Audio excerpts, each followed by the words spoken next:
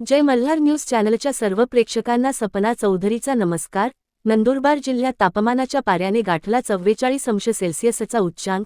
वाढत्या तापमानामुळे शरीराला दाहक अशा उन्हाचे तीव्र चटके, नागरिकांचे जनजीवन विस्कळीत। पुढील काही दिवस तापमानात आणखी वाढ होण्याची शक्यता, हवामान विभागाचा नागरिकांना सतर्कतेचा इशारा। नंदुरबार जिल्ह्यात उन्हाच्या तापमानाचा पारा दिवसेंदिवस तीव्र होत असून आज उन्हाच्या तापमानाच्या पाऱ्याने तब्बल 44°C उच्चांक गाठला होता। वाढत्या तापमानामुळे नागरिकांचे जनजीवन विस्कळीत झाल्याचे चित्र पाहायला मिळत आहे। दुपारच्या वेळेत रस्त्यांवर शुकशुकाट दिसून येत असून शहरातील रस्ते निर्मनुष्य झाल्याचे चित्र दिसत होते। जिल्हा प्रशासनातर्फे नागरिकांना आवाहन करण्यात आले आहे की अत्यावश्यक कामांशिवाय घराबाहेर पडणे टाळावे। शक्यतो दुपारी 12 ते 5 वाजेच्या दरम्यान बाहेर पडू नये।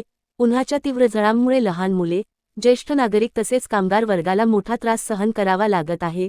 बाजारपेठांमध्येही दुपारच्या वेळेत गर्दी कमी झाल्याचे दिसून येत आहे। वाढत्या उकाड्यामुळे थंड पेये, उसाचा रस, लिंबूपाणी आणि आईस्क्रीमला मोठी मागणी वाढली आहे। दरम्यान आरोग्य विभागाकडून नागरिकांना भरपूर पाणी पिण्याचे, दुपारच्या वेळेत उन्हात जाणे टाळण्याचे तसेच डोक्यावर टोपी किंवा रुमाल वापरण्याचे आवाहन करण्यात आले आहे।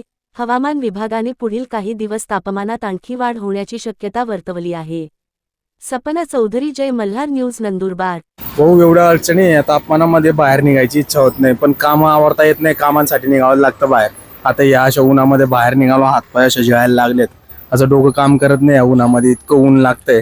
काही नाही, याच्यावरती काहीतरी आपणच करायला पाहिजे, झाडे झुड्या लावले तरच आता वाचण्याचे प्रयत्न आहे। आता मागच्या एक आठवड्याभरापासूनच झाले, मागे थोडीशी थंडी झाली होती, आता हवा वगैरे सुटत होती, पण आता तर एवढं भयंकर झालंय।